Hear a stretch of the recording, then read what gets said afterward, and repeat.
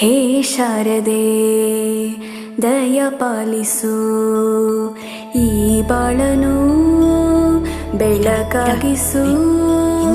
ಹೇ ಶಾರದೆ ದಯ ಪಾಲಿಸು, ಈ ಬಾಳನು ಬೆಳಕಾಗಿಸು.